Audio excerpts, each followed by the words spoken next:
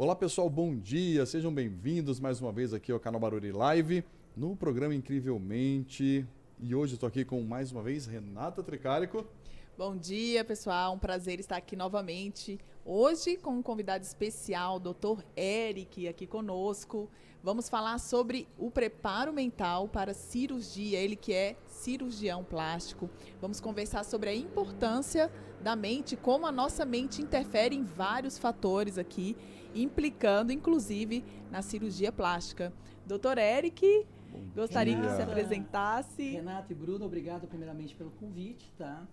Eu sou cirurgião plástico, sou membro especialista pela Sociedade Brasileira de Cirurgia Plástica, fellow no serviço nos Estados Unidos, tá? Terminei uma parte da cirurgia plástica lá, com uma especialidade em face e nariz, tá? Dentro do consultório a gente trabalha com as diversas partes da cirurgia plástica e tem uma frente especial que é face e nariz, tá?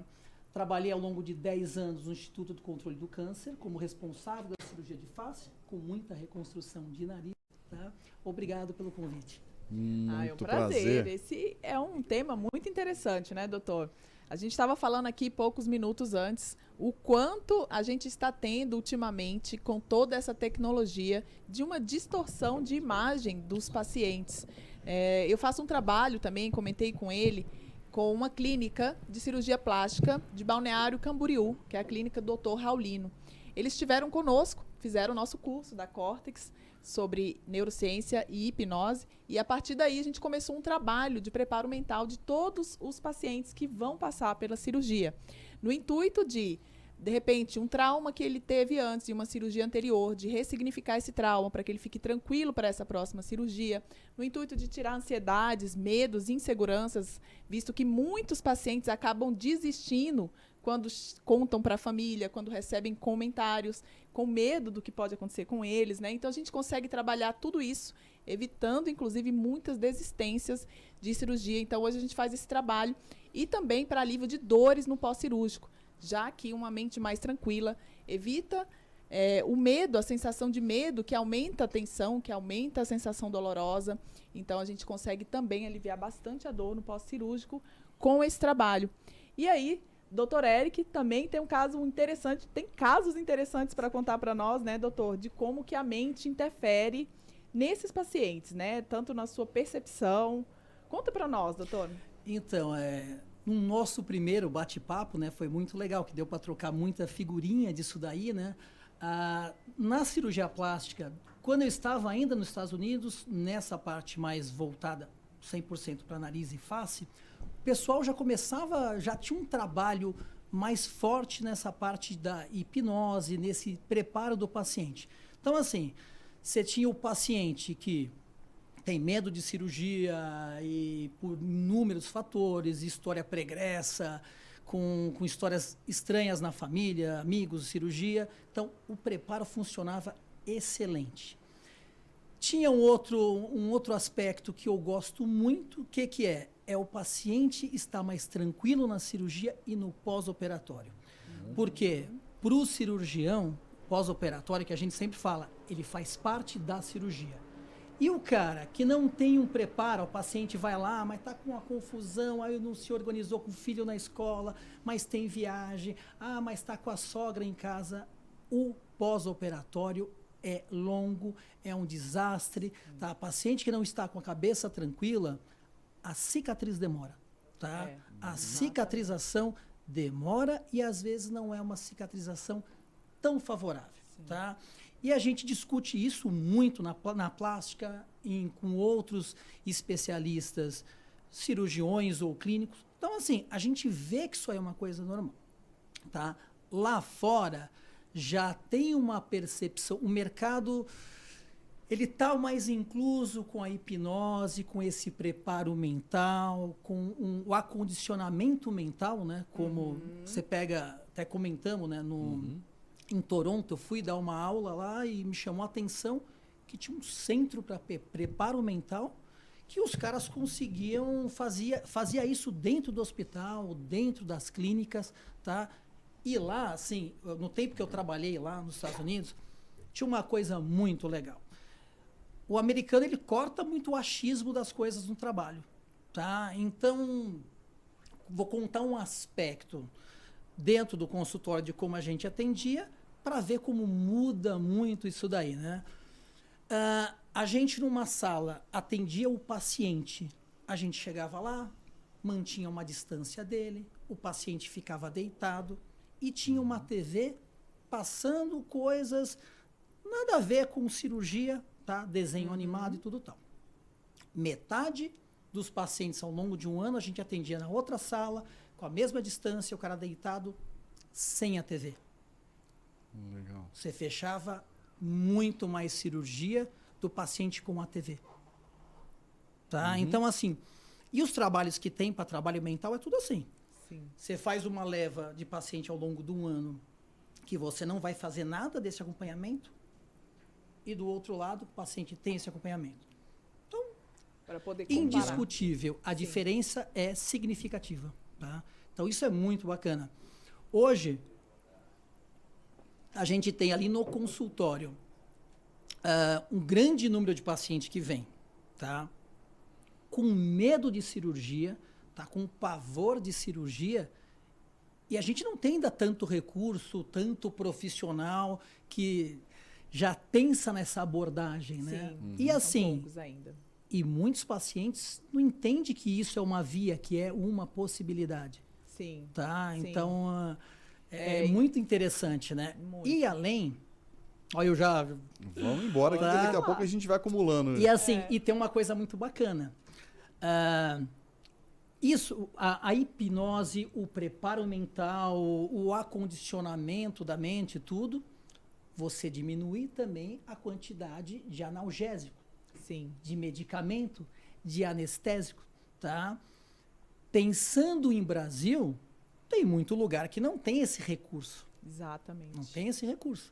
Tá? Então, isso é muito É, importante. o Bruno começou na odonto, né, amor? Quer contar da sua experiência? Ele começou com a hipnose na odonto. Ele é odontólogo de formação, começou utilizando a hipnose como anestésico.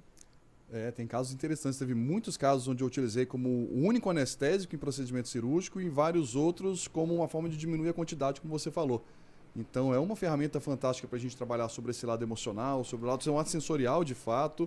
Mas antes de entrar nessa parte da dor especificamente, que acho que o pessoal gosta bastante, vamos usar aquela história que você contou sobre aquela percepção, mudança de percepção.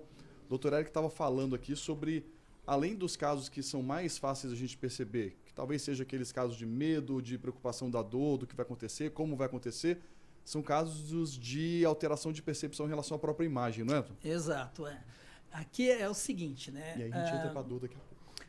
Isso é uma coisa bem interessante, por quê? Com a pandemia, isso aí se exacerbou, tá? Principalmente no pessoal vamos colocar, entre 15, 18, 20 anos que chega no consultório, tá? E não é só uma coisa Brasil, isso aí é uma coisa mundial, tá? Todo paciente que vem no consultório, a nossa primeira abordagem para quebrar o gelo, para ver como ele vê o nariz dele, né? Porque nem todo mundo que vai lá, a minoria consegue realmente descrever o seu nariz. Tá? Essa é uma realidade dentro do nosso consultório e do consultório de outros especialistas na parte de nariz e de face. A gente pede para ele descrever. E antes era normal o cara já falar dos problemas. Não, descreve seu nariz, não é o que você quer fazer. Só que tem uns 5 anos e 3 anos se exacerbou. Quando o cara descreve o nariz dele, ele descreve com a imagem que ele já criou nas mídias sociais.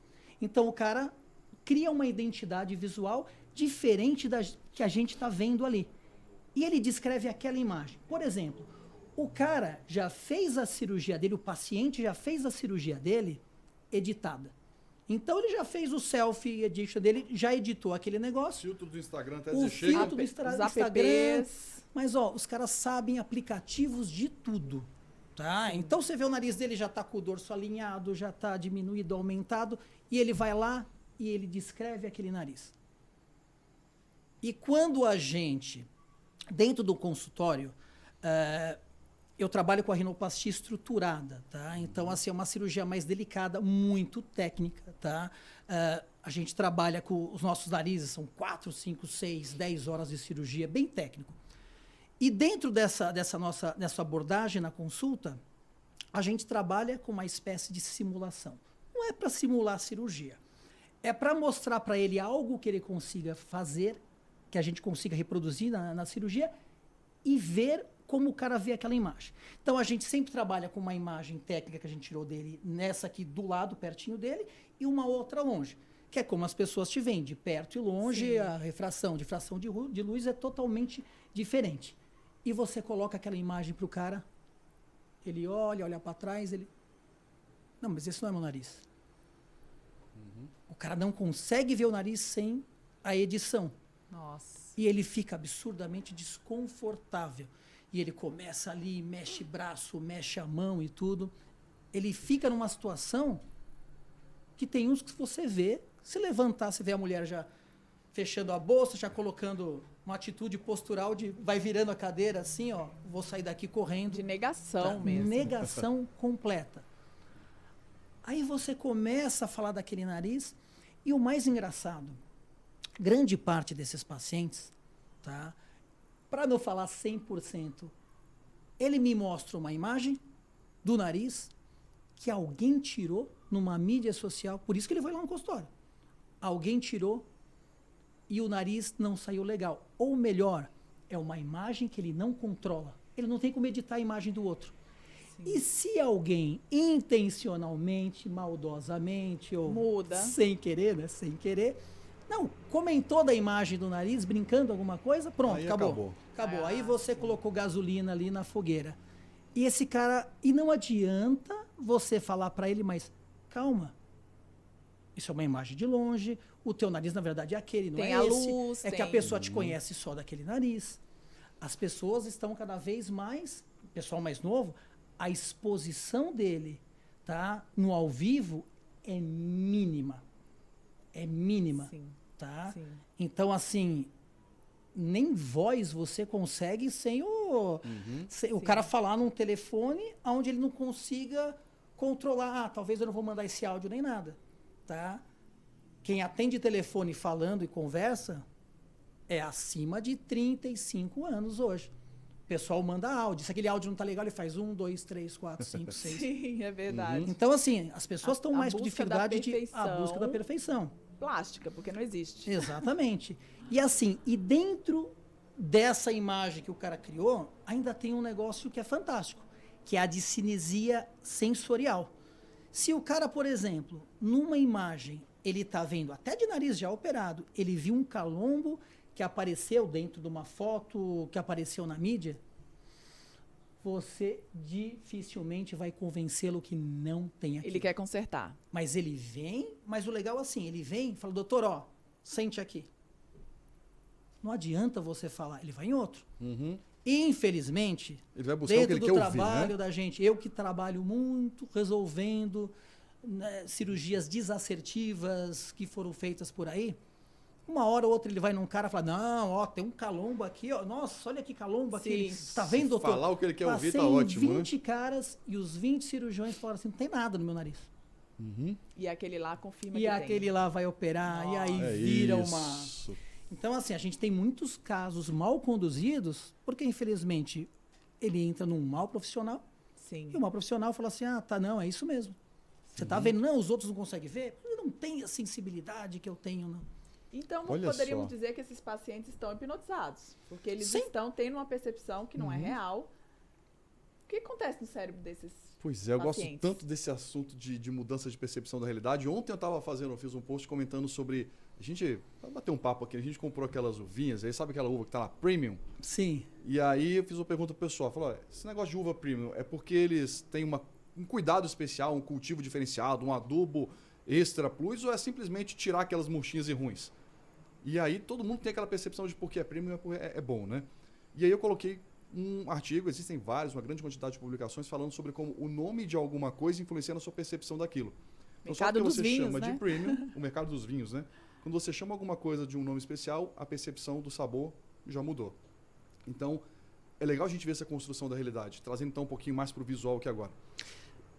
Lembrei de uma coisa, assim, te cortando, mas num parênteses que eu acho excelente. Você pega algumas, sem citar marcas de suco, tá? Você tem a cor vermelho, escrito lá, morango. Um vermelhozinho mais escuro para o vinho, groselha. e todos o mesmo sabor. O corante, ele não tem sabor.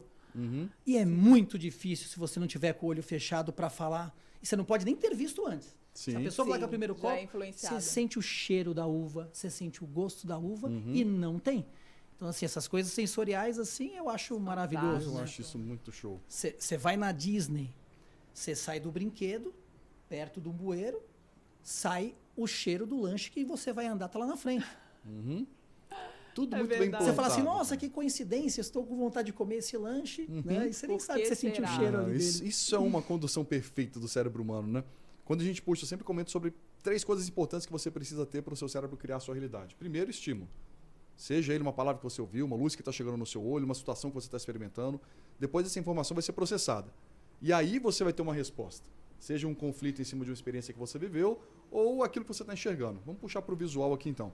A pessoa está vendo alguma coisa e está dizendo que existe ou não existe um calombo no nariz, uma sensação. Então vamos lá. Como é que a gente faz para entender um pouquinho mais o meio do caminho? E tem uma grande também quantidade de publicações surgindo hoje falando sobre um cérebro preditivo, como o nosso cérebro utiliza informações para poder prever o que deve acontecer. E uma grande quantidade de cientistas falando que esse mecanismo preditivo ele explica a nossa própria forma de perceber o mundo. Então vamos lá, eu separei uma imagenzinha, daqui a pouco a gente coloca ela aqui, que vai exemplificar bem o que a gente está falando aqui. Bota ela aqui agora, vai. Vamos explicar aqui em cima dessa imagem, olha só. Não é um nariz, mas é um quadrado ali, né? 2 quadrados um em cima do outro. E, aparentemente, esse quadrado de cima é mais escuro do que o quadrado de baixo, não é assim? O quadrado de cima é um cinza mais escuro, o de baixo é tipo um branco escurecido, algo claro. Do tipo. Só que o que é interessante é que essas 2 superfícies, de cima e de baixo, elas são da mesma cor.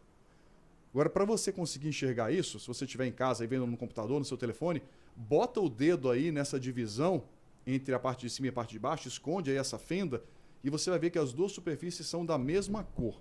Então experimenta, testa isso aí agora. Eu vou dar aqui para você poder botar o dedo aí na fenda e vai ver que as superfícies de cima e de baixo são da mesma cor.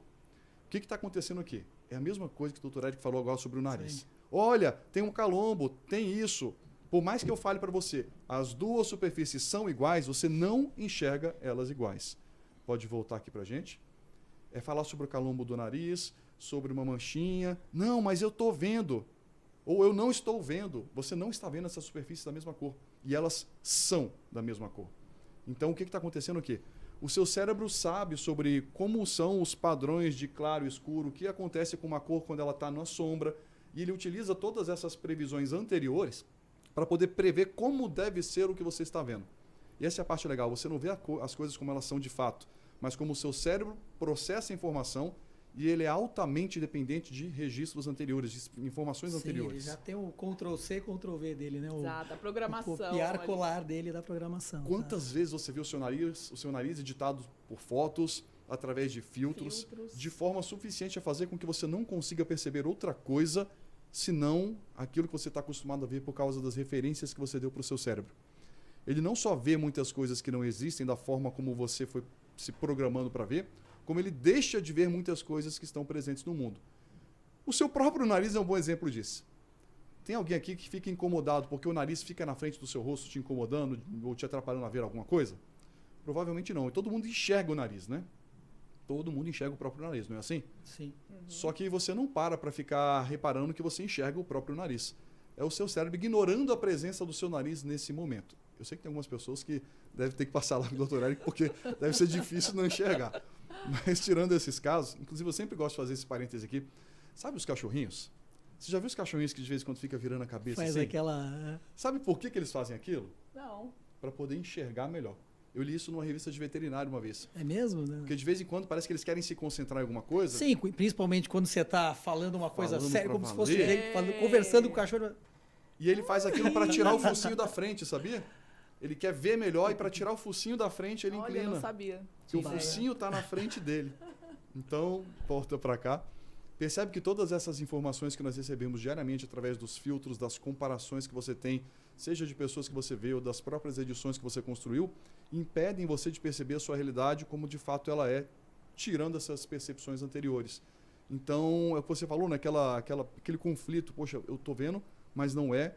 Isso gera uma certa incerteza que estimula esse nosso sistema nervoso simpático, iniciando uma resposta de ansiedade. E aí, como é que a gente resolve isso, né? O paciente chega lá, ele tem certeza que tem um calombo que não existe. O que seria o ideal para resolver e mostrar para ele que realmente não existe aquele calombo? Primeiro, o que o Dr. Eric faz, trazer a consciência da pessoa, informações, dados, imagens. E outra coisa é trabalhar sobre a percepção gerada através de experiências anteriores. E para isso a hipnose funciona muito bem. A dificuldade que a gente está encontrando com esse pessoal, principalmente o pessoal mais novo, nesse conflito começado na pandemia, que intensificou tudo. Sim. O cara, ele consegue estar na rua, ele ainda sai de máscara. Tem um monte de paciente que sai de máscara e não é por causa... Ficou uma desculpa boa agora, né? A desculpa é boa, mas esses caras saem na rua, ele chega de máscara no consultório. Ele tem vergonha do nariz. Ele chega de máscara, você pede para tirar o nariz, ele faz assim, ó. Para tirar o nariz, para tirar a máscara, ele olha pro lado, tá eu e ele na consulta. Então, assim, o desconforto é muito grande. Agora, a desconstrução, para eu mostrar para ele que o que ele tá vendo não é aquilo, para então a gente criar algo que dê para a gente reproduzir de uma forma cirúrgica para o nariz dele, Sim. é um passo muito difícil. Sim. Tá? Então a gente está encontrando hoje, antes da cirurgia, algo mais difícil, que está tendo que desconstruir e nem sempre tem uma aceitação dele. Tá? E aí até a gente, num bate-papo, tá? Eu falei assim, putz, tá aumentando o número de profissionais lá fora, tá? Que trabalha com uma percepção, uma desconstrução cognitiva ali da coisa. Cognitiva, ali colocar o pé, não, vamos colocar o pezinho no chão aqui, ó. Sim. Ó, tua imagem é essa, tá? Sim. Não sei se é feio ou bonito, mas só para entender que é isso. Você tem que saber descrever o seu nariz do jeito que ele é. Mas para isso tem que ver o nariz e sentir o nariz.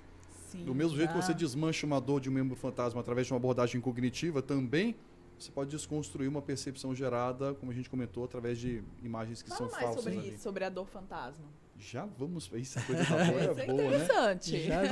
O tema dor é sempre bom, né? A parte da dor é muito legal.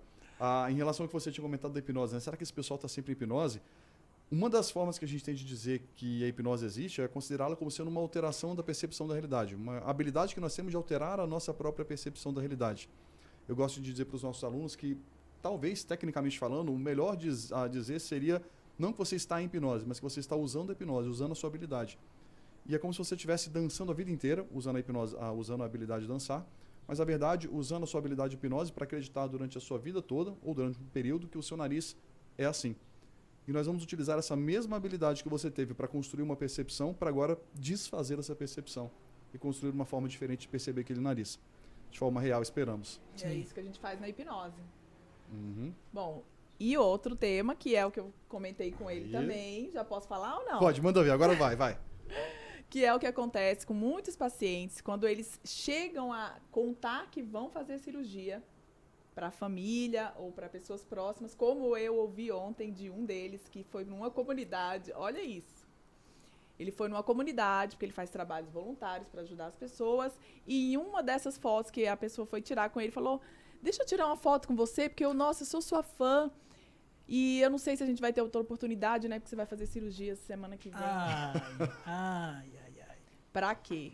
Ela ter falado isso fez com que ele tivesse um pesadelo, onde ele estava dentro do caixão e a família inteira chorando em volta. Ele chegou pra mim falando: acho que vou desistir, doutora. Depois de uma dessa... Tem bastante isso aí. Tá? É muito comum, né, a pessoa querer ser solista, dividir alguma compaixão, falar: ai, que legal, nossa, você está em boas mãos. Sabia, fulano, e conta uma história de um desastre. Ah, fulano de tal fez a cirurgia, exatamente. Nossa, ele acordou sem o nariz. A pessoa está boazinha que ela foi. fazer uma cirurgia. Nossa, espera que a sua dê certo, né? Porque do fulano de tal fez... Sim. Quer dizer, o fulano de tal fez situação totalmente precária, cirúrgica, tudo, não em hospital e tal, com isso. E deu errado, mas ela compara isso aí, ele fica só com esse, não deu certo. Putz, então o meu não vai dar certo. Sim, o negativo ele pega mais, né? É o que eu converso com eles. A nossa mente, ela é negativa e isso é um mecanismo de proteção, que graças a essa mente negativa, a gente se protege, a gente se defende de várias coisas e isso aumenta as nossas chances de sobrevivência. Sim. Né? Então, notícias ruins sempre vão pegar e impactar mais. A mídia sabe muito bem disso, ela faz um uso muito bom disso por conhecer o funcionamento do nosso cérebro. E as pessoas, elas precisam entender que se você vai receber uma notícia negativa, você vai ser impactado por aquilo. Não adianta, mesmo tendo consciência, né? Então, isso é uma tendência biológica do nosso cérebro de autoproteção. Então, o que eu digo para eles? Evite comentar, né? Evite dizer para as pessoas que você vai fazer essa cirurgia. Depois que você já passar, aí elas vão perceber que você talvez fez alguma coisa, mas para justamente evitar esse tipo de comentário. Outros me falaram que iam fazer o exame de sangue já para a cirurgia, preparatório, e lá, na hora no laboratório, recebi os comentários. Mas para que você vai fazer? Tá tão bom, não faz isso não. Nossa, é tão perigoso, né, minha tia? Aí parceria vem, né? com um laboratório desse é bom, hein? Isso aí, ó. E esse preparo para a gente que está ali com o paciente, tem as etapas, programação de cirurgia, tudo, né? Sempre tem nesse meio, esse caminho ali, alguém que fala alguma coisa, o cara que entra nessa segurança, ou o cara que já chega inseguro. Sim. Eu que trabalho com rinoplastia a estruturada, e é comum vir bastante paciente lá no consultório para a gente refazer a cirurgia mal sucedida e tal. E esse cara já tem experiência anterior. Sim. Então, assim, a gente pega um público lá muito fragilizado, mas muito fragilizado. Tá? Então, assim, eu tenho uma experiência muito boa com o paciente fragilizado. Tá? Por quê? Porque ao longo de 10 anos no Instituto do Controle do Câncer, eu trabalhava com paciente que chegava lá sem nariz. Nossa. E às vezes o cara estava 2 anos sem nariz, esperando para fazer a cirurgia. Você não vê esse cara na rua. Hoje até vê com a máscara. Mas até então esse cara estava na casa dele. Então, assim, o controle da ansiedade, a gente fazia um trabalho legal para ansiedade. Tá? Perfeito. Agora, este paciente de consultório, que é um paciente que já tinha uma expectativa de cirurgias prévias, a gente pega caso do consultório, 4 cirurgias prévias, 5, 6, 7. Muito histórico. Nossa. Muito paciente que chega lá com cicatriz interna e fala, não fiz cirurgia. Não tenho, não, é a primeira. Você vê o nariz todo, tá? Sim. E grande parcela dos nossos pacientes, que é isso aí, é um papo bem interessante, que não são nossos pacientes de cocaína. Nossos pacientes addicted, de substâncias inalatórias, tá? Sim. E grande parte desses pacientes hoje não usam cocaína, não usam algo inalatório. Ué, mas qual que é o problema? O cara aspira tudo que é porcariada que tem no mercado e ele tem toda aquela sensação. Só que isso destrói o nariz. E esse cara perde o nariz. Então, Nossa, é outro nicho de paciente bem complexo que vai lá. Porque primeiro a gente tem que provar de análise química que ele está usando outras coisas. E é muito comum isso daí. Muito comum, tá? E o cara tem toda a destruição no nariz, já é um paciente, o addicted é um paciente mais fragilizado, tá? Pelo toda a sua consoante da psíquica ali, tá? Mas o paciente com história prévia de cirurgia mal sucedida, tá? Ele chega lá no consultório, a abordagem do nariz dele, até para a gente falar do nariz dele o que a gente está realmente vendo, até dentro de quando ele descreve algo realístico do nariz que não ficou legal, isso tem que ir devagar. Tem que ir devagarzinho. Você comentou, né? O cara tá muito reativo. Se você tocar no ponto errado, é capaz de ele não te aceitar mais posteriormente. Exatamente. Hoje, alguns colegas, principalmente lá fora, tá? Estados Unidos, Canadá e Inglaterra, que eu vejo que tem bastante profissional que trabalha com esse mindset, preparo mental antes, a vida dele é mais tranquila, do profissional, do cirurgião, tá? Porque o cara faz um trabalho antes da cirurgia, tá? Tem pacientes, tem um centro lá nos Estados Unidos que esses caras, antes de chegar no cirurgião plástico, no especialista em nariz, passam por ali. Não, ele vai passar numa triagem. Você primeiro precisa... E o cara já entra ali, ó, esse gap de quando o cara chega na primeira consulta até a cirurgia é muito mais curto e mais tranquilo. Sim. E o pós-operatório, tá? Paciente com uma expectativa muito elevada, com histórias prévias de frustrações, tá? Pós-operatório dele é sempre complicado. Ele vai estar com um curativo para segurar o edema, que ele tem que ficar com aquilo por 1 semana. Ele sai respirando pelo nariz e tudo tal. Muitos deles não conseguem respirar pelo nariz. Sim. Mesmo estando tudo livre. Mas ele está com uma experiência prévia ruim anterior. Aí ele chega lá, a gente vai conversando. Ele conversa normal. Doutor, então, tal, não sei o quê. Agora respira. Não consigo. Estava conversando agora há E pouco. é muito comum isso aí. Nossa, Aí você olha lá dentro, você vê que está tudo livre. Aí você conversa com ele de novo. E ele fala normal. Respira puxando o ar pelo nariz, soltando pelo nariz ou pela boca. Aí você fala, tá, agora vamos lá, vamos respirar. Vou tampar aqui, ó, puxa. Não vai, doutor. Tá um pouquinho obstruído. Eu vou desentupir. Quando você tira o foco, ele consegue. Eu vou desentupir, ó. Olha, saiu tudo, respira. E você não tirou nada. E você não fez absolutamente nada. Aí ele, sem contar que este paciente com uma história prévia ruim, não é 1 semana na cabeça dele que ele está com curativo. Ele está 6 meses. É 1 semana que para ele passa em 6 meses. Tá? A gente trabalha com uma coordenadora de pacientes no consultório que ela cuida tete a tete desses pacientes no pós-operatório. E você vê as ligações, é madrugada toda, WhatsApp madrugada toda, é o tempo todo. Nossa. Tá? O cara tá ali bem seguro. Sim. Então, Nossa, assim, a percepção é fantástica, né? Eu me lembrei daquilo que a gente faz o tempo inteiro com criança ou não, adulto mesmo. Olha, esse som tá muito alto. Você vai lá, chega perto do som, não faz nada, melhorou? Agora tá bom. Minha comida tá sem sal. Você leva pra cozinha, volta sem fazer coisa nenhuma. Agora melhorou. É o efeito placebo o das efeito coisas, placebo né? é maravilhoso. Ó, todo médico na sua formação conhece isso aí, que é o jargãozão do médico quando passa pela pediatria. Grande parte daquelas crianças com febre falam, não, tenho aqui, mãe, que é a febre mais da mãe. A mãe está desesperada e ele descobriu um mecanismo de chamar a atenção dela. Não, ó, tem um negocinho mágico.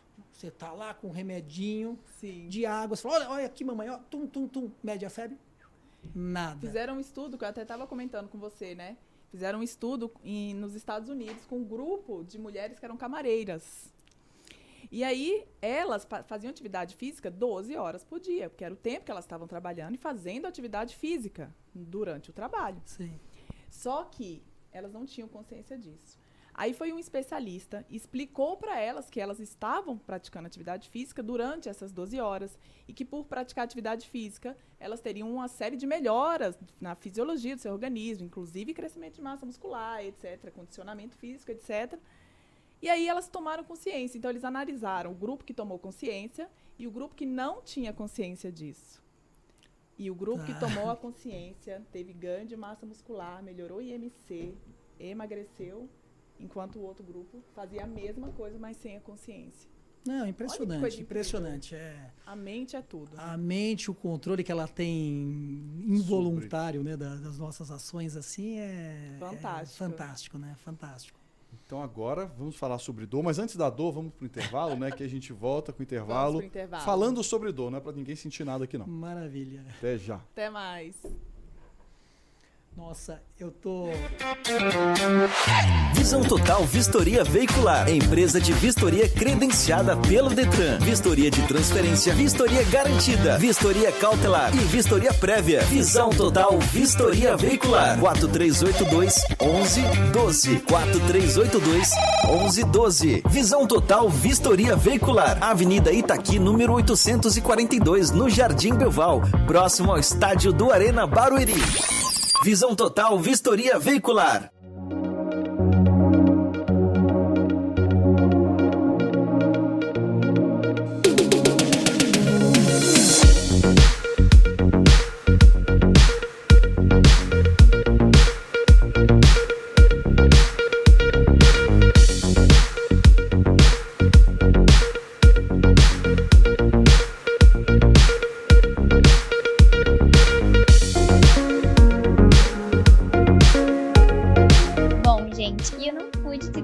Nesse calor e vim aqui na cafeteria Escher e aproveitar e já tomar o meu açaí.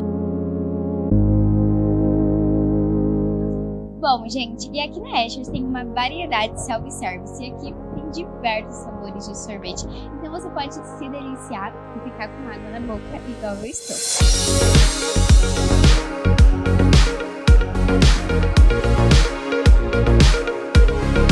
Eles ficam aqui localizados no centro do Beoval. Eu vou deixar a localização aqui na tela diretamente para vocês já virem aqui e se deliciarem igualmente.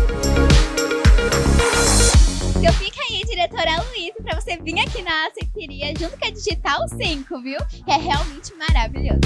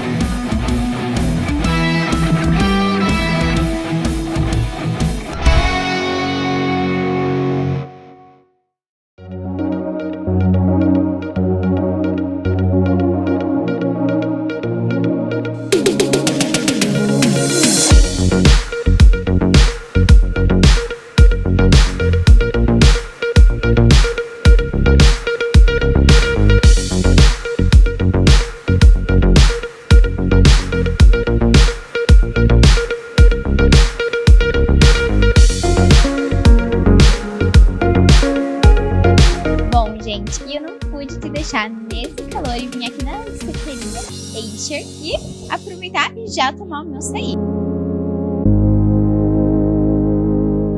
Bom, gente, e aqui na Escher tem uma variedade de self-service e aqui tem diversos sabores de sorvete. Então você pode se deliciar e ficar com água na boca igual eu estou.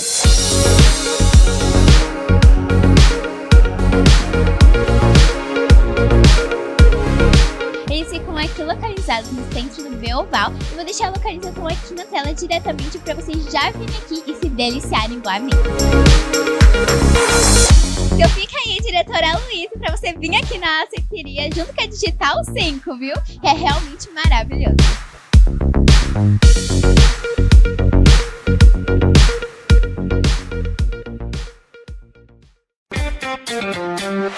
Visão Total Vistoria Veicular, empresa de vistoria credenciada pelo Detran. Vistoria de transferência, vistoria garantida, vistoria cautelar e vistoria prévia. Visão Total Vistoria Veicular. 4382-1112. 4382-1112. Visão Total Vistoria Veicular. Avenida Itaqui, número 842, no Jardim Belval, próximo ao estádio do Arena Barueri. Visão Total Vistoria Veicular.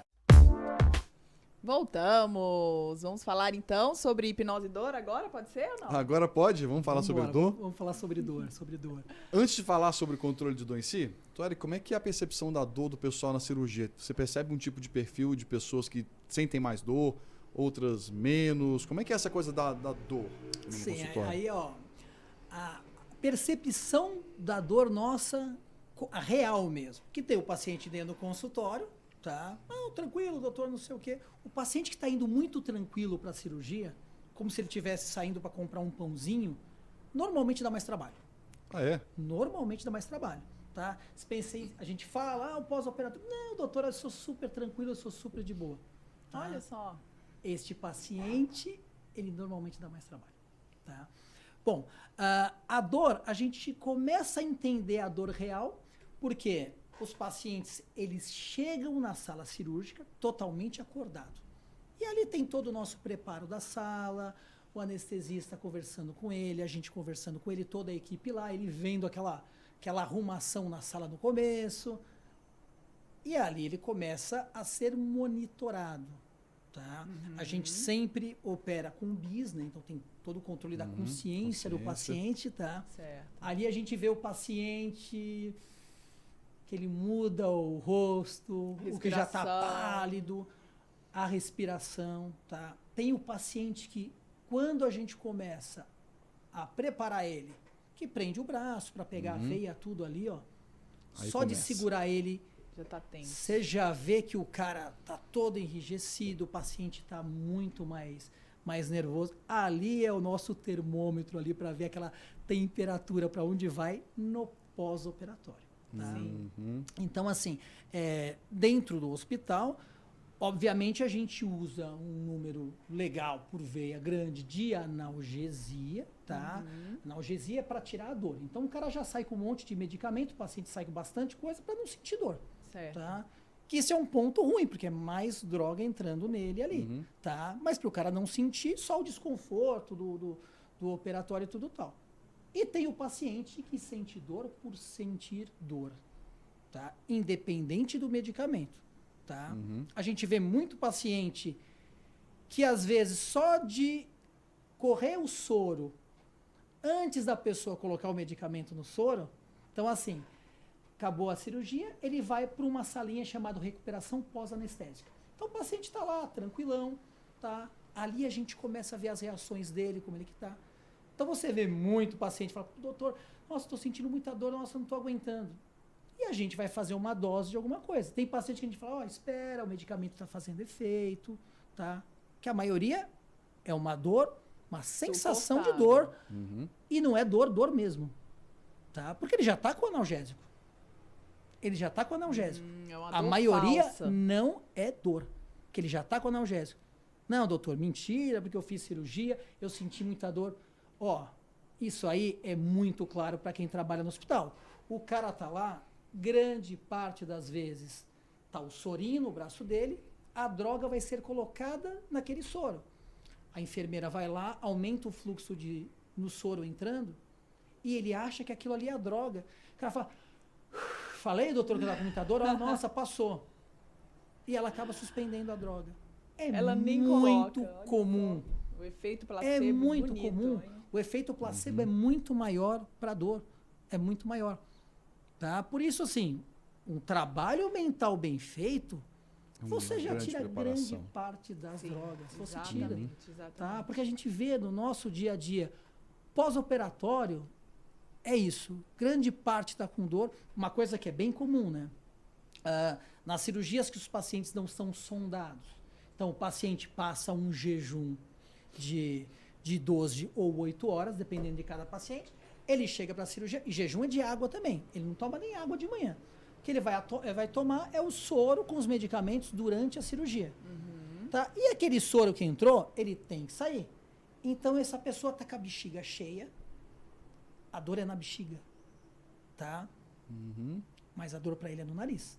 O desvio da dor é uma coisa Desvia muito o local comum. da dor. Porque com o paciente Criar a dor acordado, ali, né? tá? E isso aí, assim, é muito comum. Um paciente com dor nos rins, faz uma dorzinha desse outro lado, faz o desvio da dor, relaxa. Ele sente a dor daquele lado, esquece o rim. Isso é muito comum do desvio da dor em terapias. Agora, lá o cara tem um desvio diferente. Ele tá com uma dor aqui que ele somatiza no rosto. Nariz. Então, Sim. assim, a primeira parte dos pacientes alivia-se a dor fazendo xixi. Tá? Olha só. A outra parte, que é maior ainda, a dor alivia por ele achar que está tomando o medicamento. Sim. Sabe aquele remédio que está desesperado? Nossa, achei, nossa, que dor de cabeça. Tomei. Nem fez nossa, efeito passou. ainda, já E o foi. remédio você vai lá, faz o efeito em 1 hora, 2 horas, ou nem é para Sim. aquilo. Tá? Incrível, né?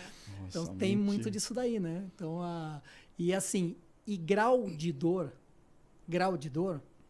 todo paciente fala 0 a 10, a dor é 10. Quando é dor. O Não tem meio do caminho. o paciente normalmente, grande parte, a dor não é quantitativa. Não é 0, 1, 2. Ou ela é ou não é. Qualitativa. Ou ele tem a dor, que a gente brinca, fala que é dor de homem, né? Homem sente dor sempre. Sim, é verdade. É sempre dor do parto, né? Pô, é muito legal essa coisa da dor, porque justamente tem esses dois fatores, né? E como é que a hipnose atua no nosso cérebro para poder trabalhar com a dor? A gente pode pegar na parte de fato sensorial ali, o de 0 a 10 quanto está te incomodando, ou aquela parte límbica, emocional, o quanto a dor gera uma angústia em você. E é interessante. Eu nem sei se essa cirurgia ainda é utilizada hoje. A gente acho que até comentou algumas outras vezes. Por exemplo, quando você está sentindo uma dor ali crônica no braço, vamos inventar aqui. uma dor pesada no braço. Aí você pergunta para a pessoa, de 0 a 10, está te incomodando quanto? Ela fala 10. Ela não suporta o meu braço. Aí o médico falava, ó, então vamos fazer o seguinte, vamos amputar.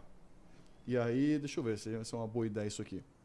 Bom, não, vamos tirar a amputação do jogo, vamos fazer uma coisa mais fácil para o pessoal não ficar preocupado, né?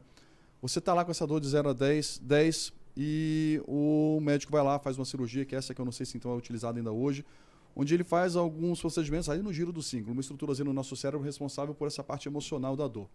Uma vez que tenha sido feita essa cirurgia e volta-se a perguntar para esse paciente de 0 a 10 quanto é que está doendo, ele fala, olha, 10, mas não está me incomodando mais. Então ele continua sentindo a parte somatosensorial, mas a angústia da dor, a parte emocional, ela é eliminada. Então é interessante que com a hipnose a gente não precisa fazer essa cirurgia, mas nós conseguimos atuar diretamente sobre essa mesma estrutura. Então através de sugestões, através desse controle mental, a gente consegue fazer com que algumas vezes a pessoa sinta a dor, a sensação, mas não sinta a angústia relacionada à dor. Então, ó, tá doendo quanto? Tá 10, tá 8, tá 5, mas tá tranquilo, não tá me incomodando. Ou a gente consegue deixar essa estrutura de lado, trabalhar ali no nosso córtex cingulado anterior e trabalhar de fato na sensação. Ela está sentindo 10, você dá uma sugestão e ela passa a sentir 0.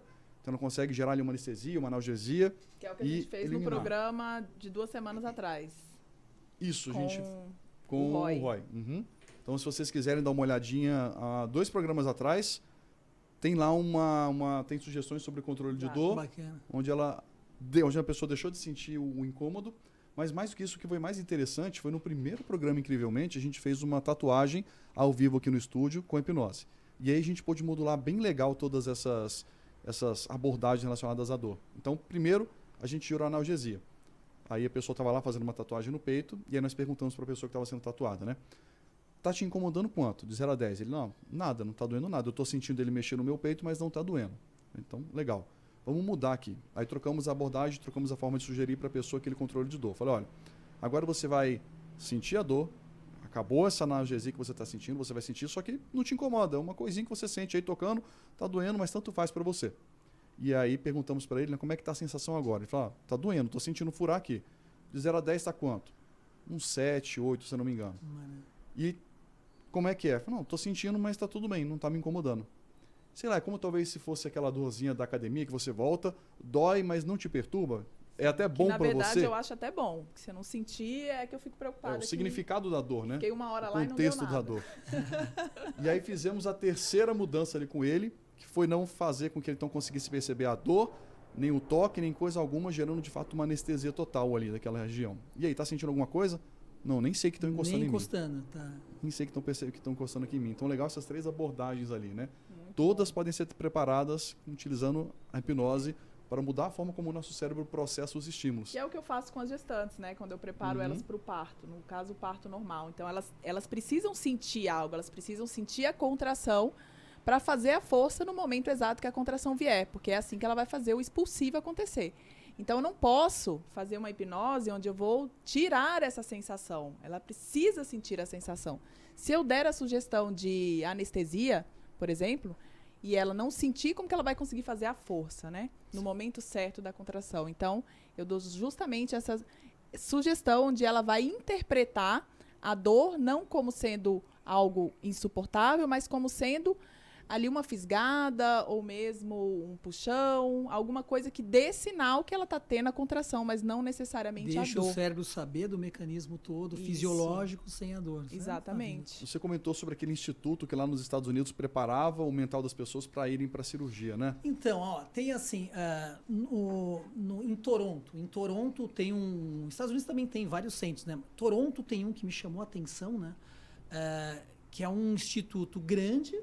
E os caras usam isso aí tanto institucionalmente, porque você diminui muito valores, tanto de quantidade. Sim. Tem grande. O anestésico, o analgésico que a gente usa para o corpo, ele é tóxico. Tá? Ele é hepatotóxico, ele machuca o fígado, machuca os rins. Tá? Então, isso é uma realidade. Esse tempo de expulsão que você tem nele depois da cirurgia é um tempo do seu organismo que seu organismo vai ter um gasto de energia grande.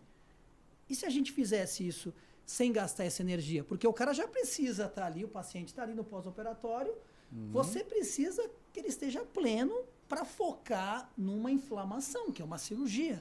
que é um corte, que é se agredir o organismo. Tá? Então, isso é muito interessante.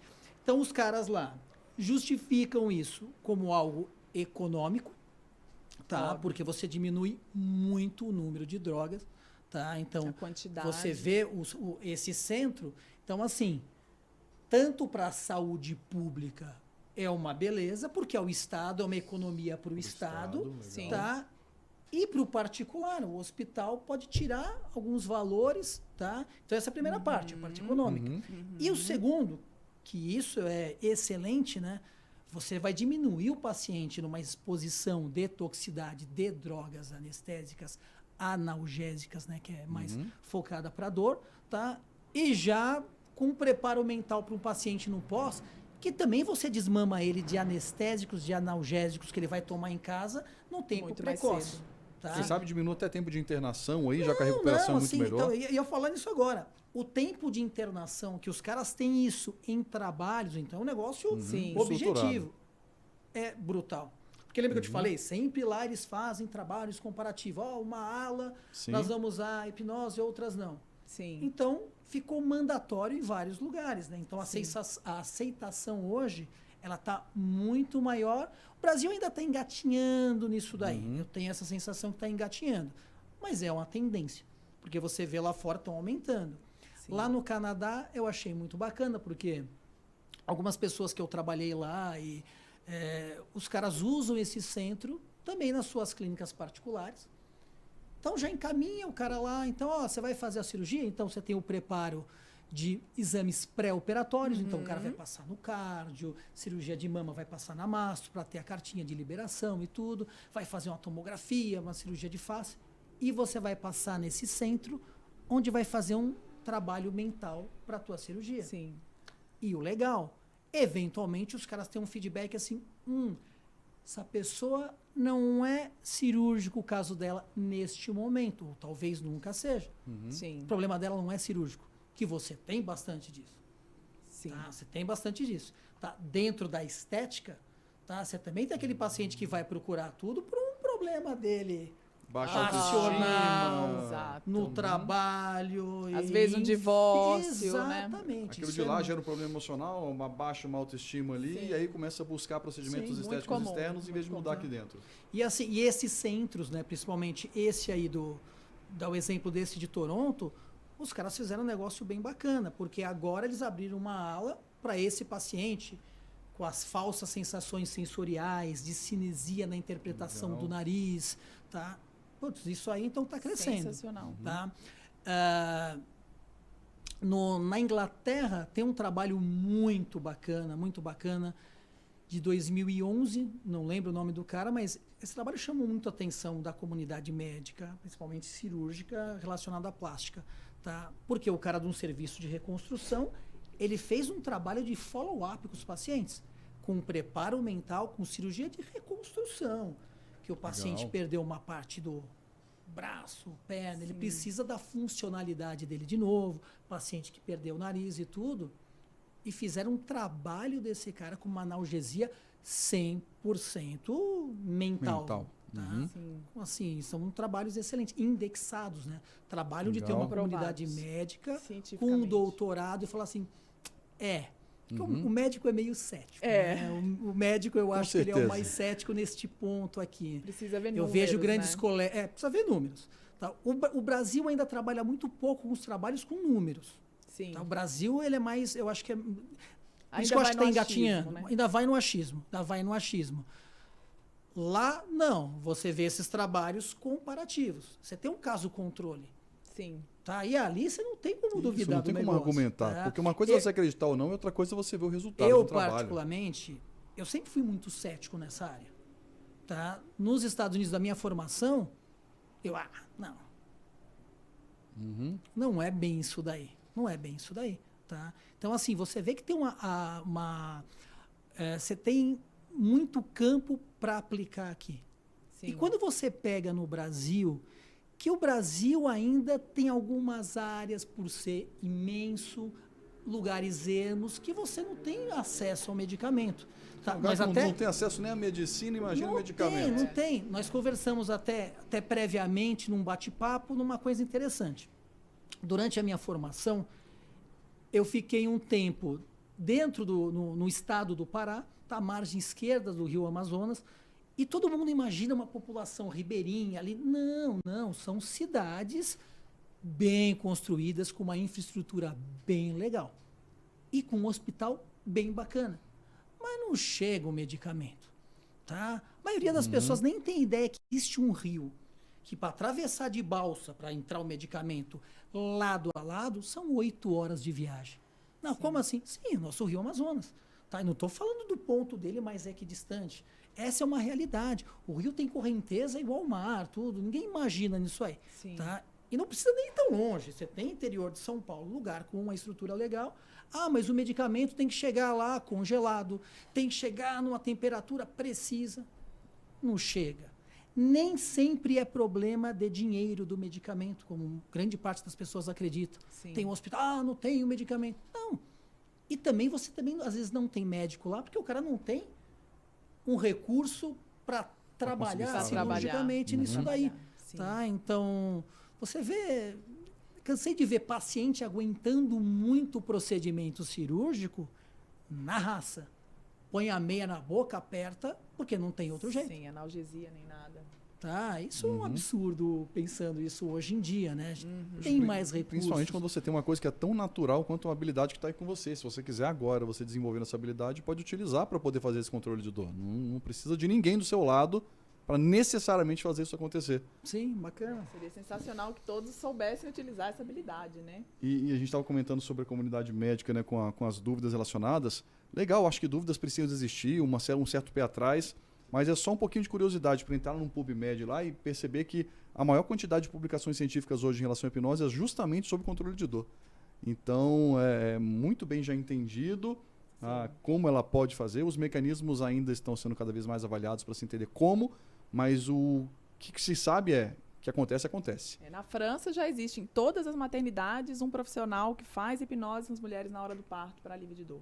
Já entendendo toda essa questão da economia, de todo o trabalho, do médico, inclusive, que ele tem bem menos trabalho quando a mulher não está sentindo dor, né? Imagina. Eu que diga, né? Tive 2 partos normais com hipnose. 2 partos normais? E o médico falou assim, quando vai ser o próximo? Que eu gosto, quando você tem filha. E Peraí, você não faz nada. Hipnose para não sentir dor na hora do parto, tudo bem, mas espera aí que tem que cuidar depois. E aí não é só hipnose que resolve não, né? Aí não tem hipnose. Aí não. Bom, estamos chegando aqui agora ao fim, mais uma vez, do nosso bate-papo, que, nossa, dava para mais dias aqui de conversa. Bom. Doutor Eric, queria agradecer você demais por ter aqui com a gente. Obrigada, muito gostoso doutor. aqui o nosso bate-papo. Muito aqui, bom mesmo. Tá, fluiu muito bem aqui. Para o pessoal te encontrar. Não, você vê que tem um monte, vai surgindo um monte de coisas novas. Se deixar, a gente vai conversando aqui. A gente vai ter que trazer ele mais uma vez. Até para fazer a demonstração do membro fantasma, que ficou a dúvida do pessoal. Tenho certeza que o pessoal ficou querendo saber mais sobre isso. Vamos fazer alguma coisa assim. Vamos trazer mais equipamentos para a gente medir e fazer umas avaliações dessa. Sim. Maravilha. Mais uma vez, obrigado pelo convite. Muito bom aqui. Doutora, como é que o pessoal faz para te encontrar por aqui? Então, meu consultório aqui, vou passar as informações aqui para você. Tem um consultório aqui em Alphaville. Atendo em São Paulo também no Instituto INB, tá? A gente eventualmente vai lá. E hoje eu não faço mais um trabalho institucional, porque eu reservei esse tempo para cuidar das minhas crianças, tá? Certíssimo. Então é tudo mais consultório e opero nos hospitais, principais hospitais em São Paulo, onde eu sou do corpo clínico também. E o Instagram, doutor? Vou te passar tudo aqui, peço para passar tudo no videozinho, tudo bonitinho. Legal. Ótimo. Tá bom? Show de bola. Muito obrigada, doutor Eric. Valeu prazer, demais. Foi Pessoal, ótimo. nos vemos na semana que vem, no próximo Incrivelmente, com mais temas interessantes.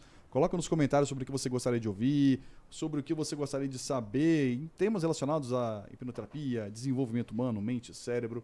Nos vemos então na próxima quinta-feira, aqui no canal Barueri Live. Um abraço. Até mais.